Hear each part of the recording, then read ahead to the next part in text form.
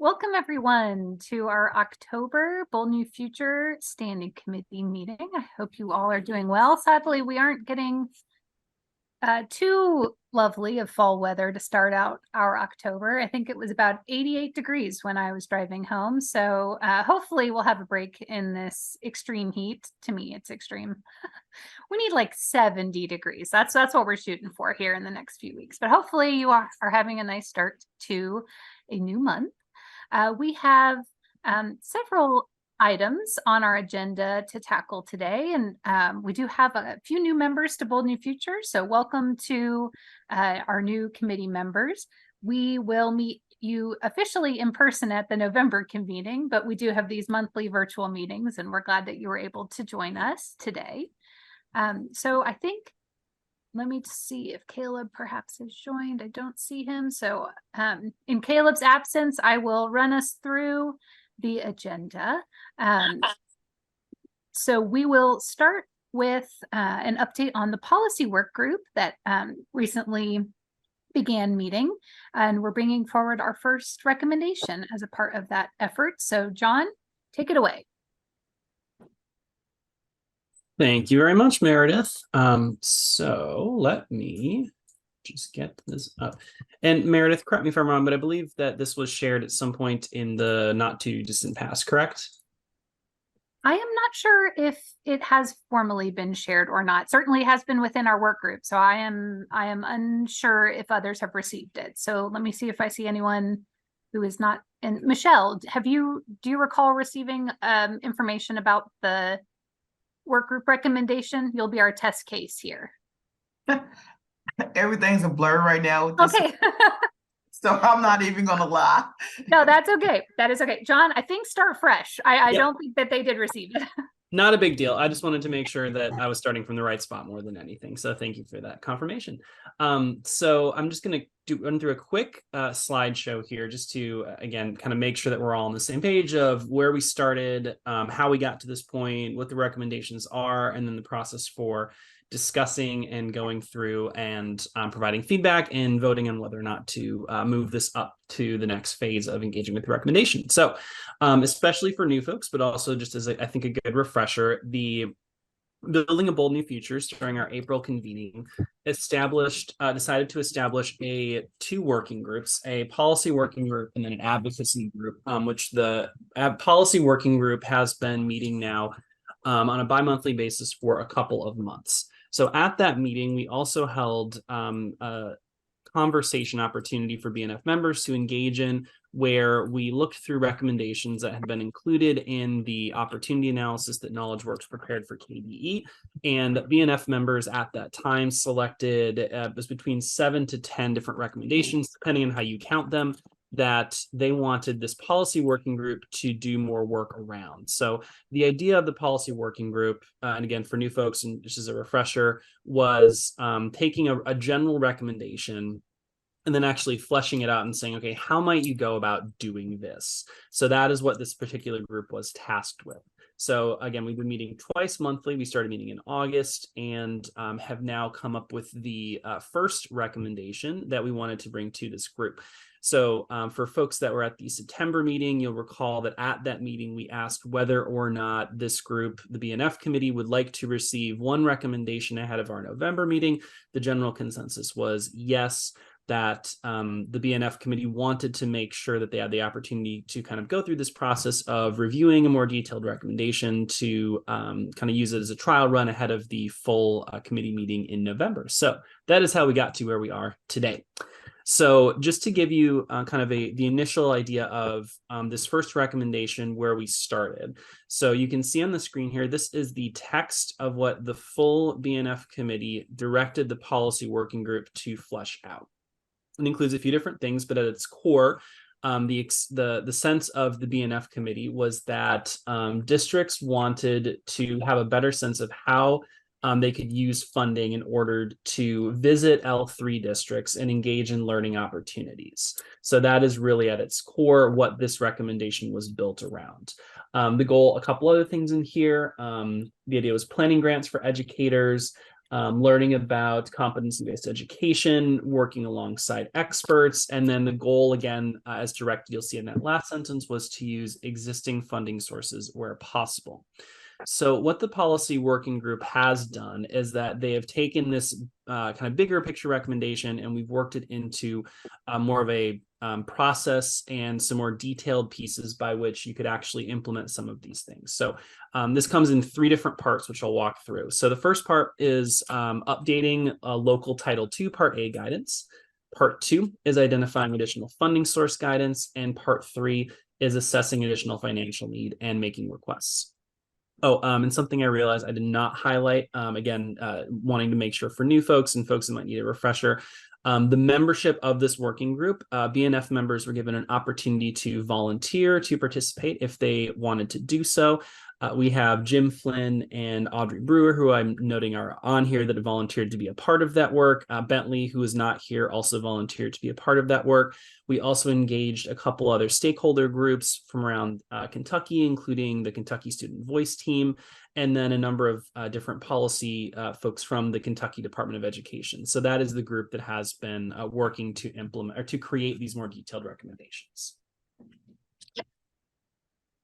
So part 1 that was to update Title II guidance. So the first part of this recommendation was that KDE should update its Title II Part A guidance to include references that make it very explicitly clear that this is an allowable use of funds, that these can be used for travel purposes, for observational professional development for educators, and then provide examples of how districts are actually doing this.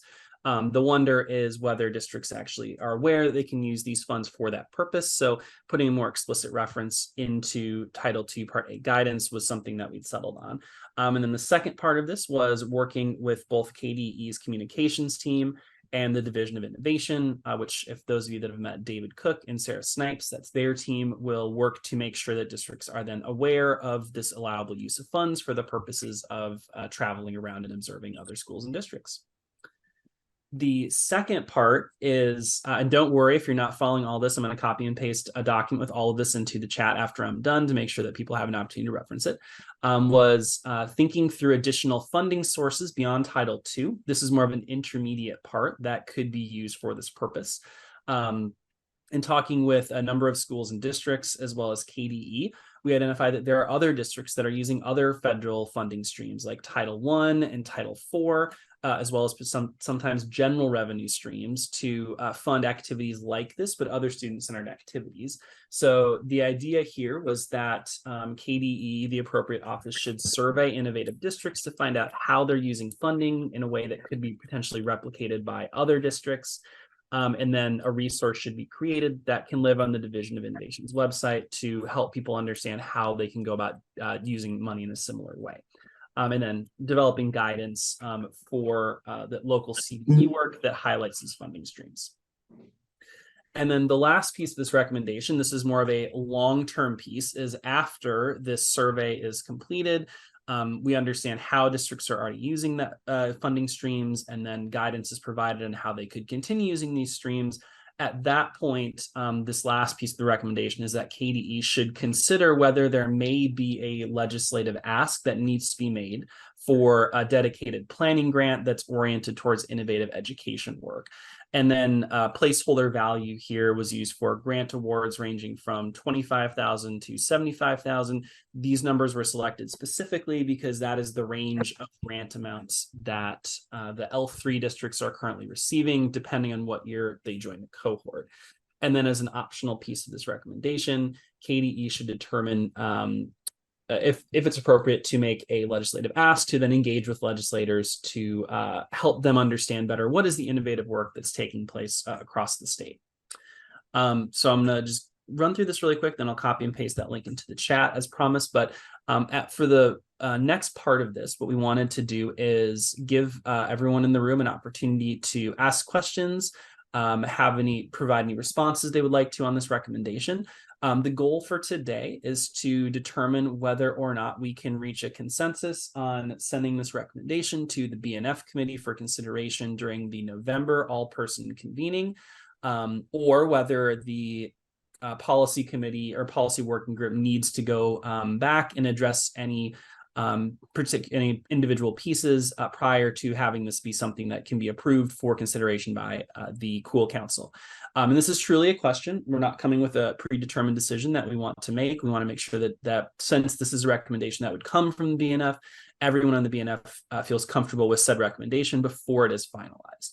So returning to our charter process document from this last November, the decision-making structure that we had talked about was that we would do a attempt to reach a 90% yes consensus rate with no no's.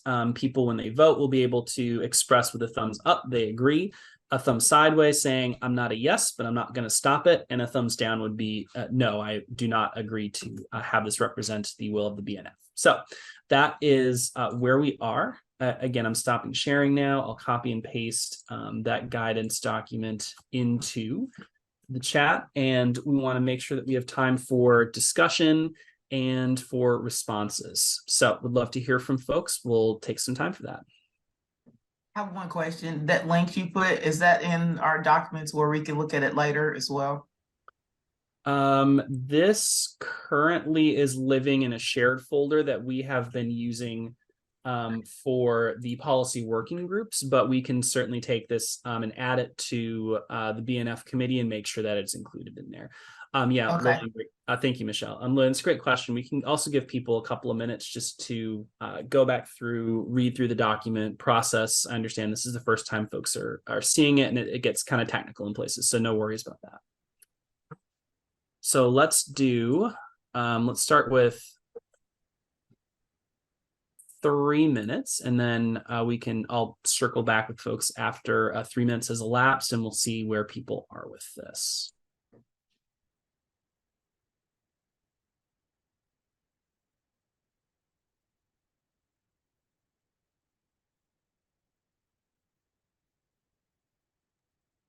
John, I only see a one pager. Is that it? Yep, that's it. So the slide deck that I just shared, the 3 bullets and then the sub bullets, I just copied and pasted directly from this document and inserted them into the Google slide deck. Just so it's the same thing. Okay, thank you. Yep, thank you. Yeah, though, Renee, that's a great question. So one of the things that we just want to clarify is that the working group was not directed to actually implement the solution. It was directed to find a process by which the solution could be implemented. So it's not incredibly extensive, but it is essentially trying to outline a process by which KDE or the appropriate actor, in the case of other recommendations, could fulfill the requirements that the BNF had directed the working group to do back then. No.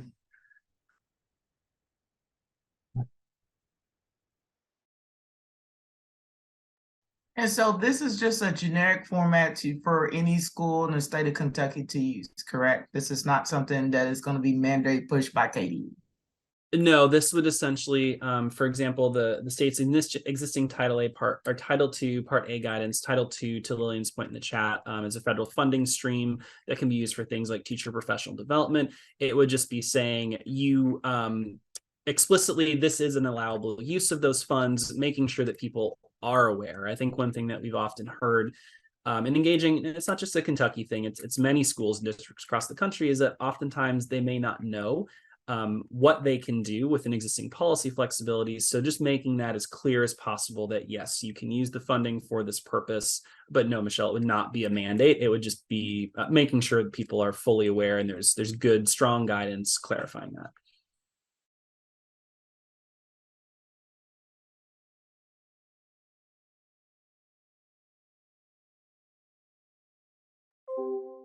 Sorry, I was actually muted and talking. Michelle, there's also a team of consultants at KDE whose primary responsibility is providing support to districts and sort of thinking through how best to use their Title II Part A funds and other title dollars. So part of the guidance is really helping districts be able to fill out all of the appropriate paperwork and be able to think through the rationale for those expenditures. So that's part of what a service that's already provided. So they have that discretionary use of funds, but we can help them think through different ways to use the money that they maybe haven't considered previously.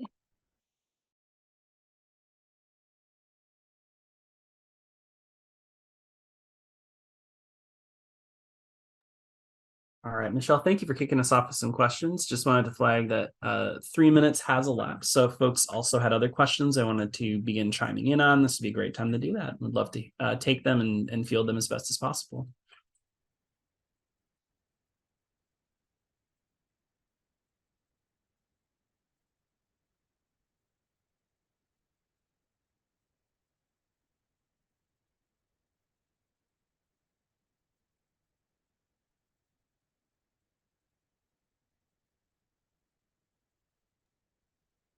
Can I ask two questions actually?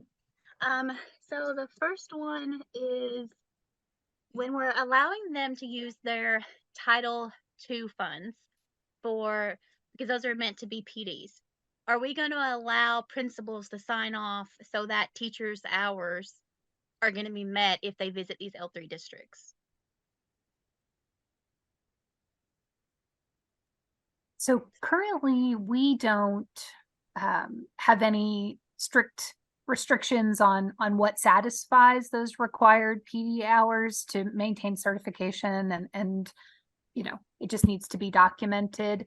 Any district level requirements around PD are really just that, at the district level. So it would be up to the administrator to sort of determine if that satisfies whatever requirements that they have in place. But certainly we can help with the rationale piece, that professional development satisfies whatever goals the district has identified for the usage of those funds, or that it can be part of a you know, continuing improvement focus that the district has identified. Awesome. My other question, because that's always a concern for teachers when we're trying to get our hours in, like, oh, is this even going to meet our hours? You know, we don't want to do it if it's not going to work toward our hours. And the other question I had was, do we know where districts kind of sit with using their Title II funds? Because I know the school that I was at, we kind of really, we didn't have much left over, if ever. And we missed out on a lot of PDs because we didn't have enough funding. So I didn't know how much of a funding pool we're actually going to get out of that Title II funding pool, if that makes sense. Yeah, and that's a great point, Jessica. And I think that's one reason why we had the two pieces, recognizing that the Title II Part A was one of the first things that came up when we were talking in this the group of folks that were working on this recommendation. But also the acknowledgement in the second bullet of additional funding sources that there were other potential areas. For example, there are some districts that said, we're just doing this out of our general funds, or some districts that said we are using federal Title I or federal Title IV funds for some of this work. So using kind of the Title II guidance as low-hanging fruit, while also recognizing that different districts receive different numbers and different buckets, and so wanting to also provide some more clarity around how can other title dollars be used in different ways. I think that's how we're trying to address that particular reality, that not all districts are going to get the same amount of Title IV or Title II dollars. Does that answer your question, or did you have a follow-up? Yeah, definitely. Just I guess making sure that there's a very with, I guess, how to seek other funding. I did like how you put that would be listed on the website, because that way districts know where to go. Like, oh, if I don't have Title II funds, where am I going to get this money from? I need exact examples of this is where I can get this money, kind of thing. And I don't want to highlight anybody necessarily that doesn't want to be highlighted, but I'll just share that we're creating a separate resource focused around innovation. And we've had multiple districts through that interview process, as we've been talking with them, share with us that they've really been working hard to do a lot of this innovative work through existing funding sources and not going out to find new funding sources. So I think there are a lot of great examples in Kentucky that could be highlighted for how this work can be done using those existing funding sources too. So Kentucky's very, as always, has a lot of great examples that I think are just waiting to be highlighted. And Jessica, one thing that our group talked about is sort of historical use of Title II Part A, and certainly our districts want to utilize every federal dollar they receive. And in the past, there's been sort of a, you know, a tradition of using Title II funds for certain areas. And so we want to make sure that we an attempt, I think, to maximize the dollars. A lot of our districts used the funds for class size reduction efforts. And so it was an easy way to really lock up all of those Title II Part A dollars, and it was an allowable expense. But those consultants that I referenced earlier have really tried to expand the guidance provided and help districts think about more purposeful and effective use of those dollars and to think outside the box a little bit. So hopefully this guidance and those additional conversations will help districts still utilize every penny. We want them to do that because we certainly don't want to return any money to USAID, but have all the money expended on things that we know will really move the needle and help them accomplish what they've set out in their continuous improvement plan.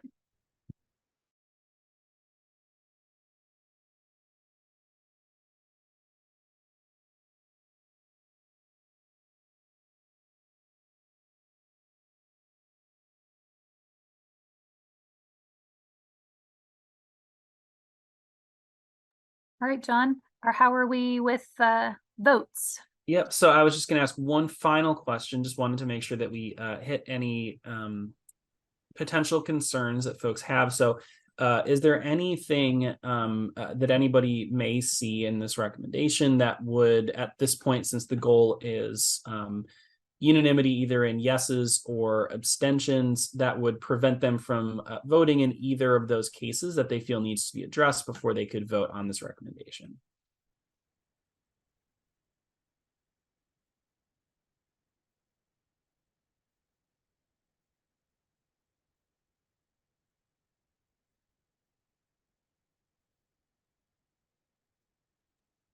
None for me. I'm ready to vote. Do you need a motion? All right. Yeah. Meredith, do we need a motion, or can we just go ahead and? No, I think people have they've sort of adopted the procedure and they've been putting thumbs up in the chat. So I think that's how we've decided to move forward with our vote. Sounds good. So recognizing not everyone has access to their camera, wanting to modified version of the thumbs up sideways down. If you are a yes, please type a 1 in chat. If you are an abstention, again, abstention is you don't necessarily want to vote yes, but you don't have a strong reason for voting a no, please type a 2. If you are a no, you feel that this recommendation needs something to be addressed before we can move forward with it, please type a 3 in the chat. And if you do not have access, also acknowledging not everyone may have access to a keyboard. If you would like to voice your 1, 2, or 3, we can also do that as well.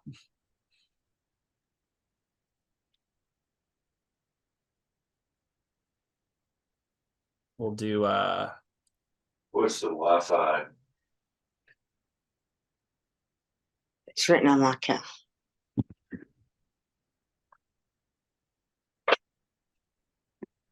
here, we'll just do 1 minute, give people an opportunity to provide anything else they want to vote.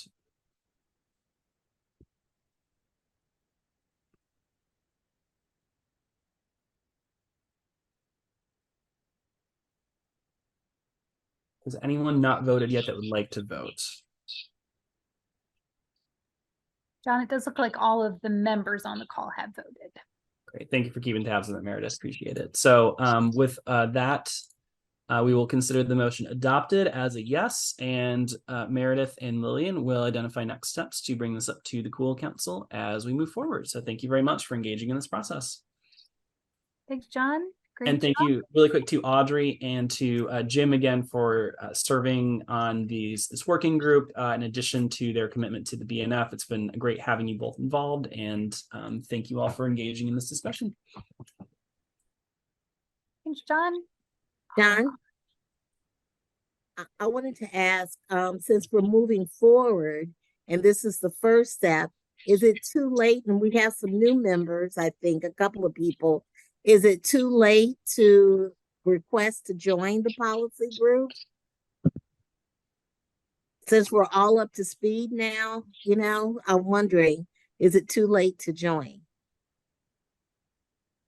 I don't think so in concept, but that's a great question, Renee. If that is something that folks are interested in, We are asking for a commitment of about 75 minutes twice a month, additionally engaging in some email chains, some back and forth, some additional research and outreach where the case may arise. So just so you know what you're getting yourself into. If you are interested in doing that, if you could either email myself as I'm managing the process, or feel free to private or direct chat me here while we're meeting, and I can definitely also follow up if that is something that is of interest to folks. All right, any other comments or questions for John on the policy work group? All right, we're now going to invite the fabulous Tammy Schiff to talk about our phase 2 data collection on all things Portrait of a Learner. Take it away, Tammy.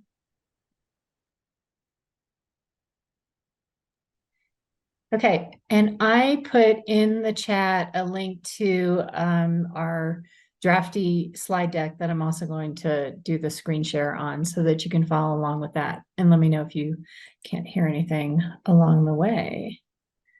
So can you all see this? Somebody give a thumbs up that it's all like working great. Yep.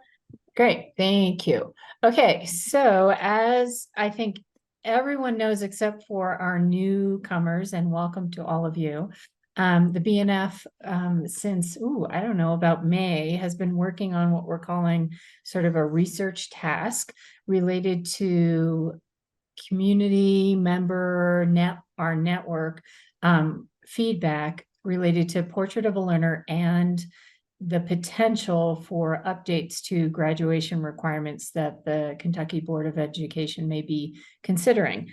And we know previously, and some of this may be redundant, but updates for our new people, that the board may be considering those modifications beginning in their December meeting. They're already talking about it, but really having more of a formal discussion in their December meeting. So in the spring, we did sort of a phase 1 on this task and got some early read feedback that we shared with the Board of Education at their retreat in August. And our takeaway from that update with the board was that we should do some more research. So the BNF agreed to take on a part 2 of this task, essentially using many of the same questions in the same format, but reaching out more deeply into their networks and trying to get us more numbers in terms of the responses so that we can see how the community was feeling about both concepts or the focus on Portrait of a Learner, either at their local level or the Portrait of a Learner that's been approved by the the Kentucky Board of Education.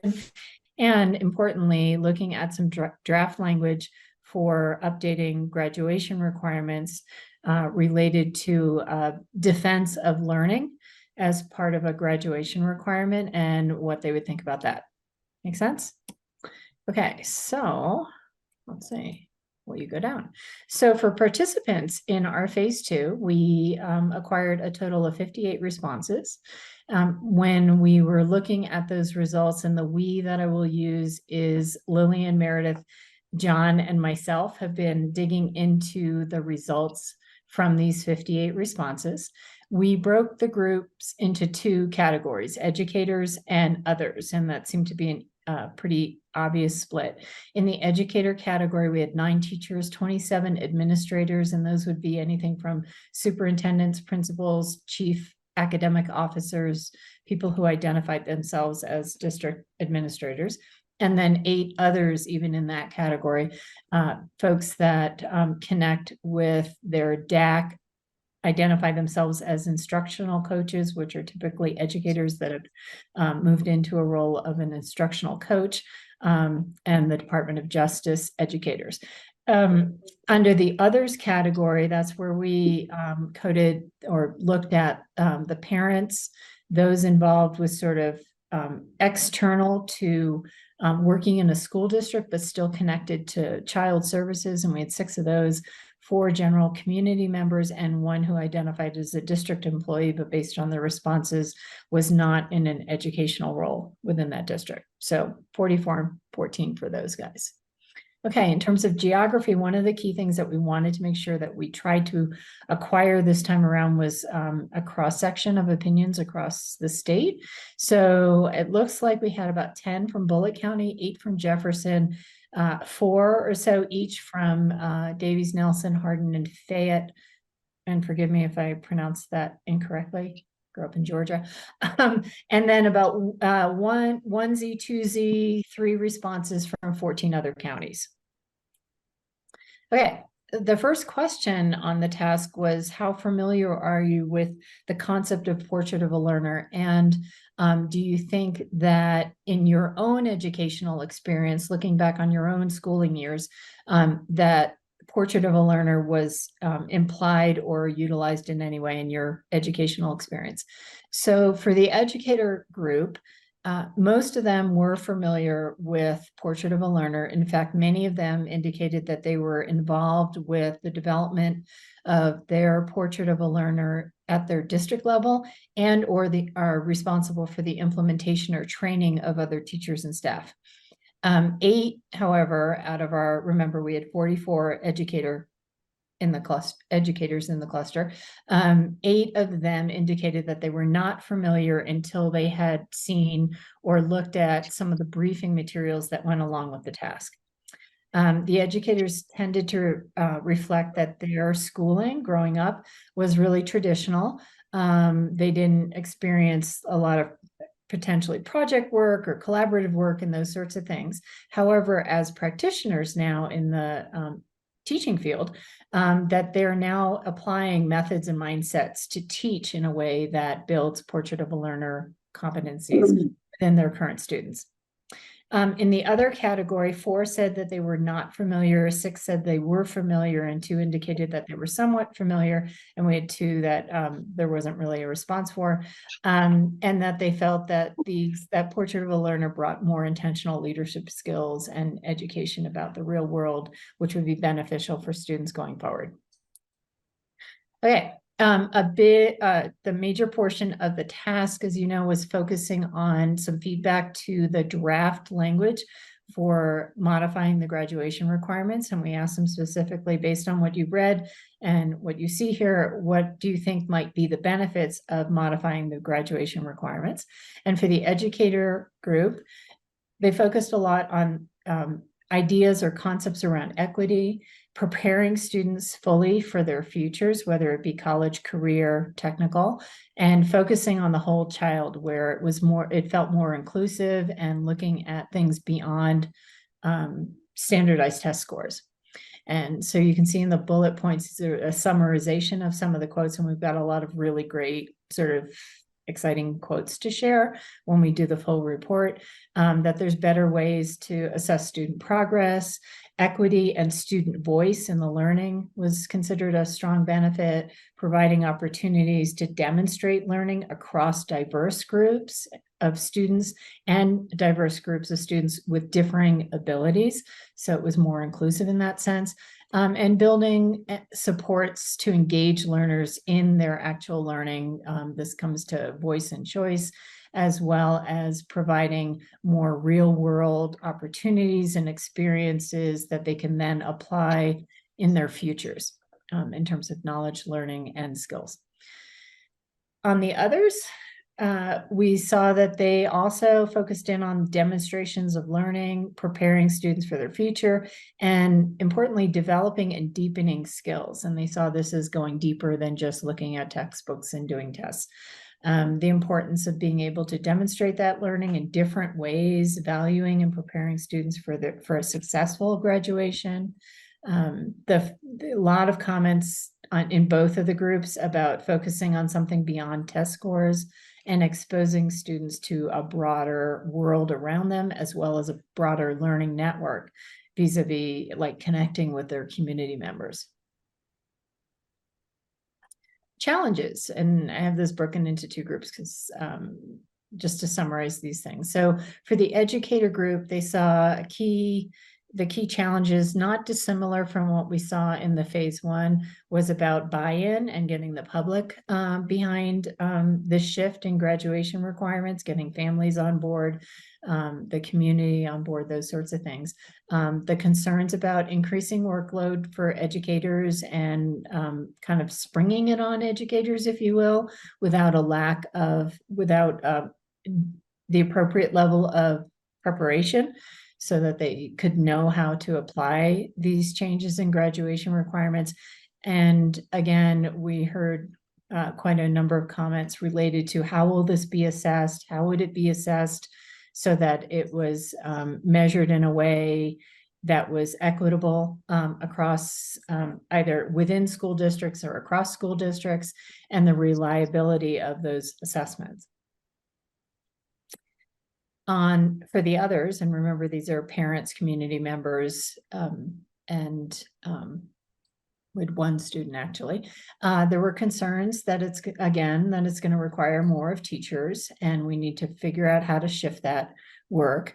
There were some concerns about transient youth. What happens if, how do they meet requirements if they move from school to school during their educational process? And then concerns about shifting the emphasis away from foundational academic knowledge, reading, writing, and arithmetic, if you will. And that this might be somehow a distraction from them accomplishing what they need to accomplish in the fundamental academic core courses. And then a couple of final thoughts. Our last question on the task was, is there anything else we haven't covered or something else that you want to share? And similar to what actually we heard in the spring was this theme around implementation and making sure all the ducks are in a row and that everything's organized, and that we're engaging and working with districts, teachers, families, and students from inception through implementation. There were those comments about, well, if the Board of Education is making this change, then they throw it at us, if you will, and then leave it to us to implement, and what supports are going to be there during the implementation period. Not forgetting about students who are already perhaps at a disadvantage, either through skills, abilities, home life, moving from school to school, those sorts of things. What are the supports that wrap around the students to be successful? How do we engage and listen to our communities and families when considering educational changes such as this? And then very much working with teachers and administrators. There was this theme of, we have to convince them that it's doable and that this is a good thing, if you will, and that they won't be overwhelmed with either paperwork, additional tasks, assessments. We talked in the spring as a group about what would be taken off the plates of teachers in order to make space for this. And so the question is it really taking something off, or is it shifting around the work that's already happening? So in terms of next steps for this, we literally closed out this task just about a little over a week ago, and met last week to go over the initial, if you will, raw data. And so we do have some work continuing the analysis and evaluation of the responses, which we're going to do for about the next week or so. And then the objective, as those of you know who've been involved with this, but for our newcomers, was that we were asked by the board to provide feedback from this phase 2 of the task.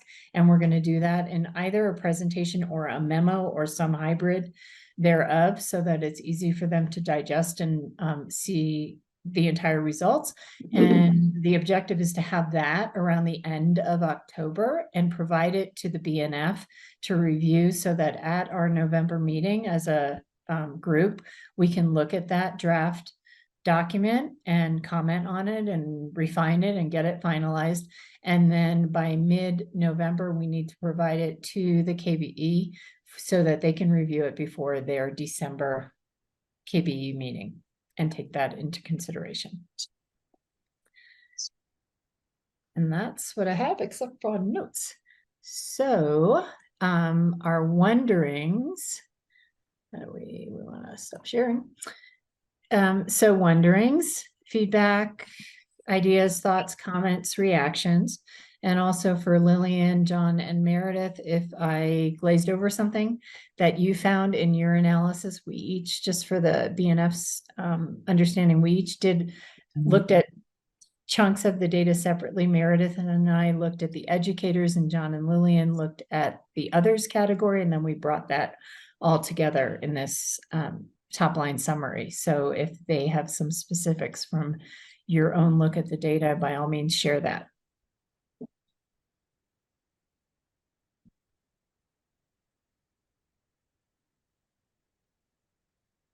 Tammy, I was just going to say, I think you did an excellent job. And I think what was fun about reviewing this data is seeing how the reach of the members in this committee, you know, we had many more respondents this time than last time around. So that is definitely an improvement. And it was fun to see all of the different types of perspectives that we were able to find and bring into this work. So just want to kind of underscore, I think you know, we talked about this committee having a focus on both policy and community engagement. This is the perfect project for that, because it is a policy question that we're exploring, but we're doing it through deep intentional community engagement work. So just really appreciative for those folks who, you know, did take the time to tap your networks. That effort definitely came through. And I think these are some really great insights to share back with our policymakers.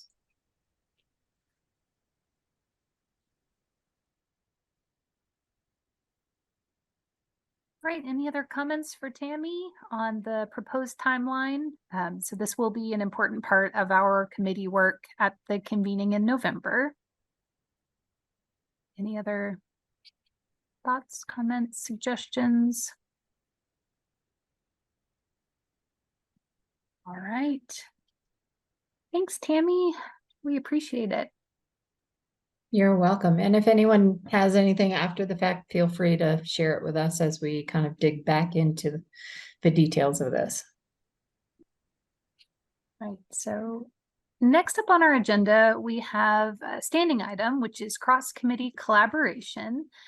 So I wanted to take a minute. Paul, I don't know if you are able to unmute, if there's anything you want to share as sort of the representative across the different committees. And then I am planning to share the slide deck, Paul, that we created about kind of our reflection on our work. So that was my intention for this time, but I wanted to give you the mic if you were so inclined.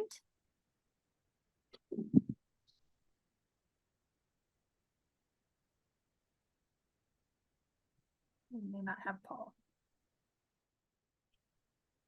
You may not be able to unmute. That is okay. So we will jump in. As we mentioned, you know, a big part of the convening in November will be a sort of thinking on the last year and sort of having some reflection time and then looking forward. And one of the tasks that we've been asked to do is sort of compile responses as a committee to a few different prompts. And then we're going to share those with the full council as sort of an update on the work of our committee. And then also sort of a, you know, what are we doing next sort of pitch to the committee. So we wanted to go through the slides that we've prepared with the understanding that they are definitely still in a draft form. So we have some updates to make to the slide deck. But since this is our last meeting before the convening, we wanted to get the group's input on the content, as well as sort of the message that we hope to leave with the full council on behalf of our committee. So I'm going to try to share my screen here. Hopefully I will be successful. The Zoom doesn't always like me. How are we doing? Can you see the progress report? Perfect. Okay. So just a quick reference back to our 6-month goals. At each of the convenings, we established sort of a goal for our committee. So those are going to be on the slide deck. I think we've done a great job of really working toward those goals successfully. Then we sort of hit some bullet points of the key activities of the committee. So I'll pause and let you read through this slide.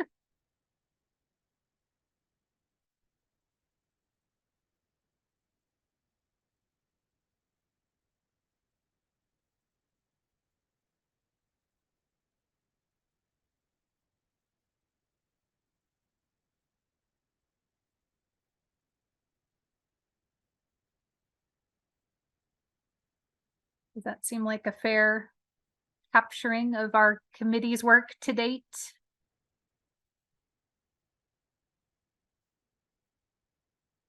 So we're still a little uncertain as to the best format. Each committee shared their draft deck as part of a leadership team meeting, and we kind of all attacked this in a different way. So we need to be sure that we're uniform in our presentations and that we all interpret this question in the same way. But we believe that this lessons learned from year one is really sort of what the work that our committee has been working toward on those two goals. You know, what are some of the takeaways? And so, of course, our big work, at least for the last 6 months, has been around supporting Portrait of a Learner implementation, helping inform the board's actions. And so these slides, the next 3 slides, really are around that data collection. This is the data that we shared with the board in August. So these are the slides that we would update with the most recent data. So the things that we intend to put in the memo, that would be more up-to-date information. So this still is reflective of that first data collection, but a good placeholder that kind of shows what we would share with the full council about the work that we've done really toward that April goal. This is a slide that Tammy and Caleb shared on behalf of the committee, sort of our recommendations on how the board should proceed with a potential change to grad requirements. I imagine in the memo, we'll have a similar set of recommendations or a similar format where we'll make some recommendations to the board on behalf of our committee. So that's what will be put here instead. We also did call out 2 additional lessons learned, and this is really more about our committee's function and sort of how we want to maybe rethink some of our work moving forward. In particular, we really wanted to highlight how we feel like the policy work group has allowed those of us who were so inclined to really dig in on some policy matters. So we have that regular meeting cadence where we dig in for 75 minutes, as John said, each meeting on the prioritized recommendations, or really thinking through beyond just that we have a good idea, but really how could we make that good idea kind of come into fruition. So I think that's something we really want to think about. You know, having this separate work group has allowed for us to have really targeted work time. So that's something that we may want to consider, that format in the future, having these work groups as subsets of the committee or as part of the council. But we also want to highlight that there remains some lack of clarity on how the 3 standing committees are supposed to work together. We obviously have this item on our agenda every month where we talk about the work of accelerating innovation and vibrant learning experiences, but we're still not sure, even as facilitators of the group, what we need to do between full council meetings to be sure that we're staying informed about the work of the other standing committees and how to best be sure that our work is aligned and moving in the same direction. We did identify a few challenges. So the system of systems looms. And so if you had a chance to read through the competitive grant for state assessment proposal, that sort of was the original document that created the council, what we proposed to US Ed was that as a state, we want to explore what it looks like to have a system of systems for our accountability. So really one state system for Kentucky that's comprised of local systems that have a great value on local accountability that would allow for the districts to have some unique input as to what accountability looks like at their level, but that would still be a comprehensive statewide system. So we still are interested in what that looks like, how we as the policy group can really advocate for that change, what the components of that might look like. We know that accelerating innovation is really thinking through assessment and accountability more specifically than what some of the other committees have been doing to date. But we still are curious about what exactly will that look like. And it's really important that we know how to communicate clearly about what that is, because it's going to be really challenging for us to advocate for something if we can't clearly articulate what it is we're trying to accomplish. On that same note, how do we really engage policymakers and other influential parties to understand and support this work? So that's something that we talked about at our very first convening of our committee. Are the people who are the decision makers in the room, or how do we get in touch with them to be sure that we are having the impact that we are striving to have? And then what is the best way for us to be able to respond flexibly to different policy windows that may emerge? So we know this landscape is ever changing, and we need to be able to be quick and responsive. And that's challenging when we really only meet as a full council every 6 months. And if the expectation is that we have to have every member aware and approve before we move forward, that can be challenging for us to be able to have that flexibility. So what is a way for us to advocate for ownership of this work as a full council, with the reality that those monthly meetings we have as committees are really where we're kind of boots on the ground in the trenches working? So what's the best way for us to be able to be responsive to policy windows? So that's the deck as it stands right now. Karen, are you able to share kind of where this fits on the proposed council agenda for November, so that we can maybe speak to any changes we might want to make to the deck as it stands right now? So this will be day one. It'll be the first thing that we do is to have each of the committees share out. I was going to ask what John shared in the very beginning. Are those going to be shared? Because that's what I kind of see as your all's deliverables that you might want to be presenting to the full council.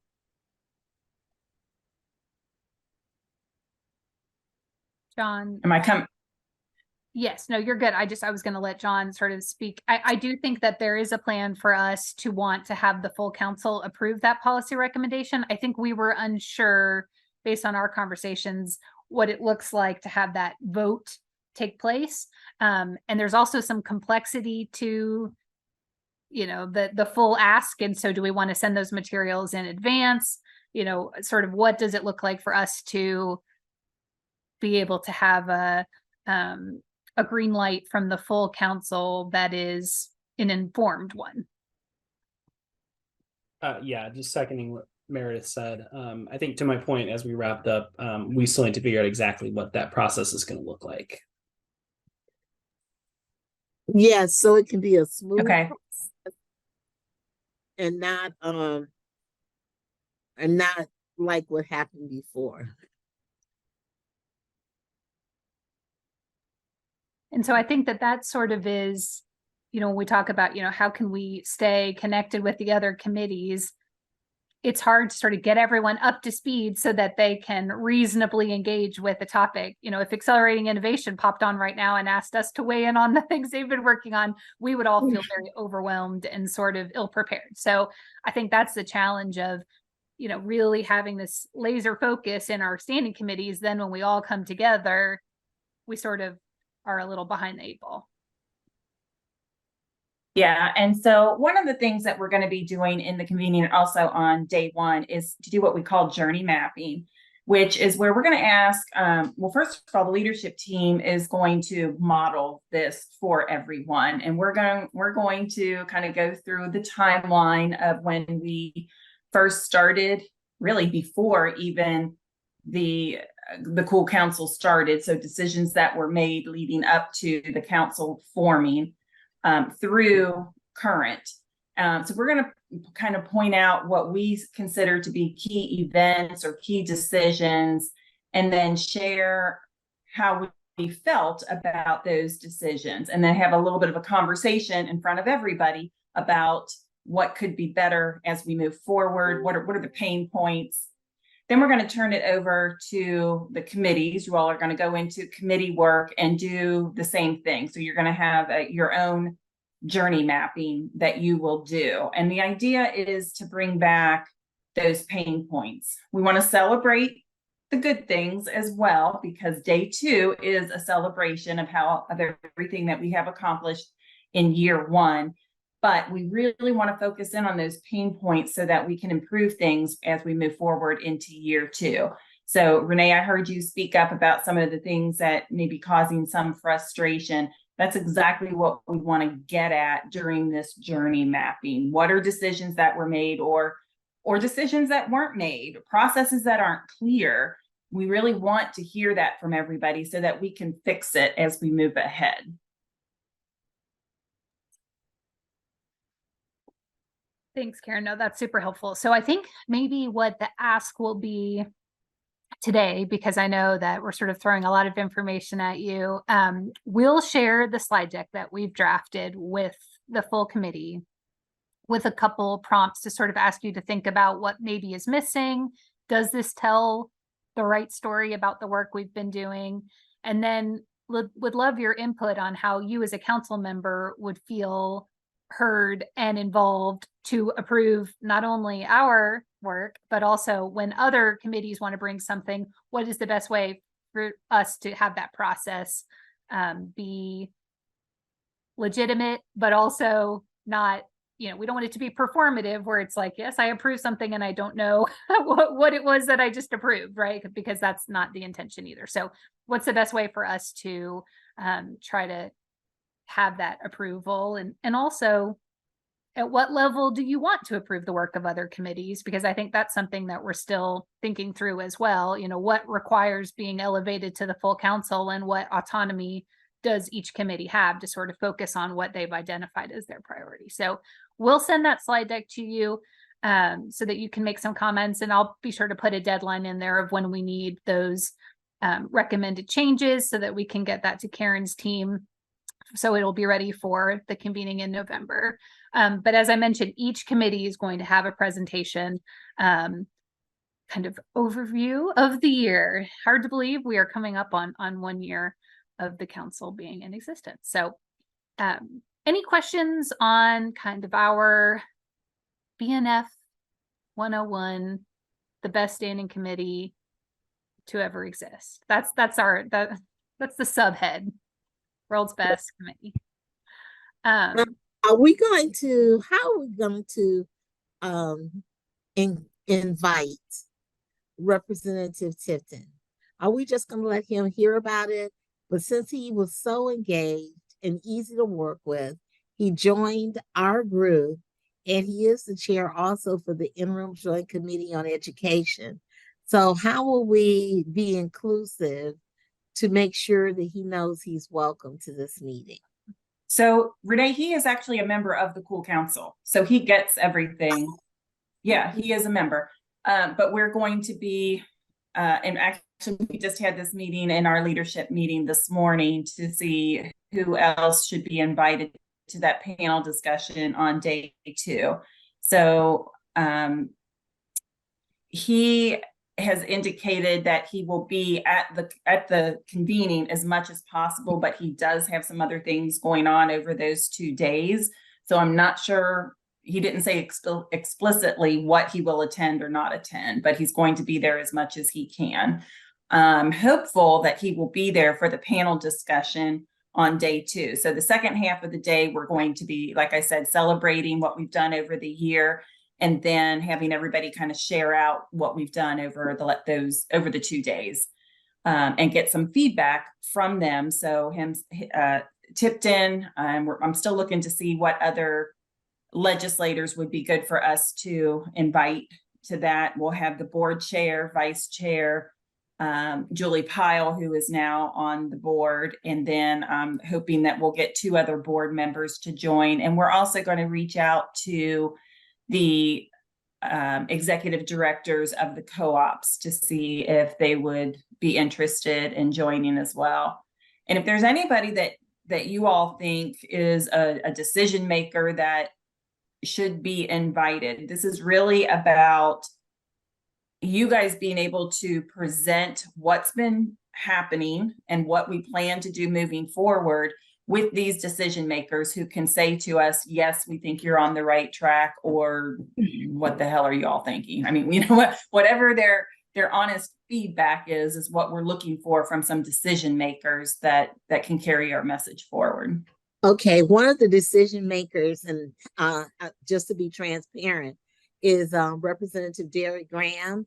He is the minority floor leader, and he was also chair. He was the only educator, if I got my facts right, that's ever been chair of the House Education Committee that was also an educator. He is an educator. He taught English in Franklin County. He retired from being a teacher. He was a commissioner before he became a state representative, and he's my church member. So I'm having lunch with his wife. Could you put, my connection's really bad, Renee. Could you put his name in the chat for me if you're hearing me? Yes. Okay. And Karen, Thank if you you. can hear us, we definitely want Renee to extend the invite. She's got, that's right, Lillian just put it, she's got the network connections. She can talk him into it.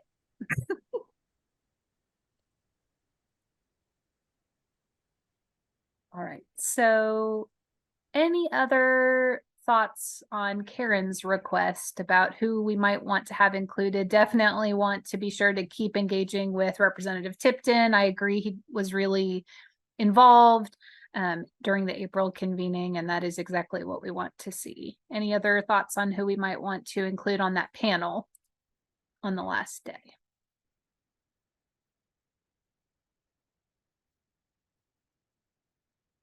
All right, well, we will add this to the list of things. If you think of someone, maybe this evening, shoot us an email and we'll be sure to get them on the list.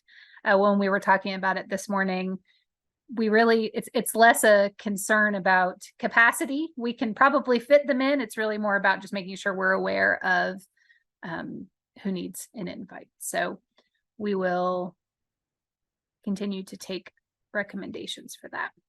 All right, well, now we're to a fun part of the meeting where we share good news. So does anyone on the committee have any good news to share? Perhaps related to United We Learn, perhaps not. It can just be general good news. Next week is fall break for me. I'm so There you excited. go. It's the best news of all. Woohoo! Fall break. Anyone else?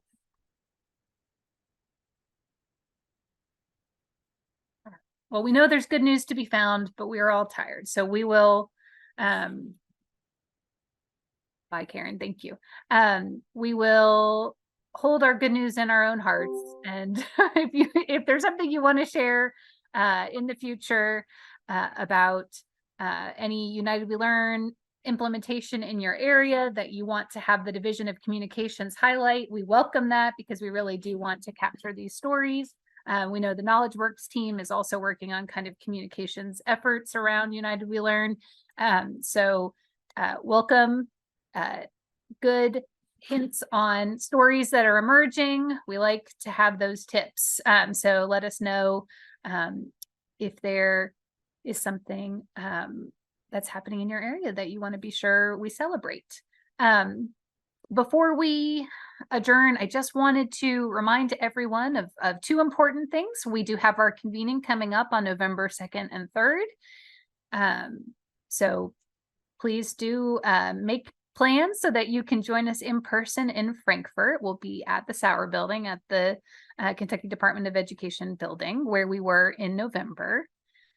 If you have any logistical questions, Susan Strange is the keeper of all of the answers. So send her an email and she can give you additional specifics on the convening plans. Also, as part of our charter that we drafted, we will actually be electing a new vice chair in January. So per the charter, we have Bentley on deck to transition from vice chair to chair starting in January. And so then we will need to elect a new vice chair, and that person will be charged with sort of shadowing the chair, attending leadership team meetings from time to time, and really thinking about kind of their role and being prepared to transition to ultimately becoming the chair a year from their vice chair election date. So if that is something that is of interest to you, be thinking on that opportunity. So that election will happen in January. But if you wanted to talk to us in person in November about kind of what those responsibilities would entail to be the vice chair, please feel free to pull us aside and we're happy to provide some support on that. So John, Lillian, anything, Tammy, that you want to add before we adjourn? All right. Happy fall break, everyone. Yeah. It is fall break this week for our family. So we are headed to Disney for a little Halloween party action. So looking forward to that for sure. That will be my good news to end on. But thank you all so much for joining us this evening. And we look forward to seeing you in person in early November.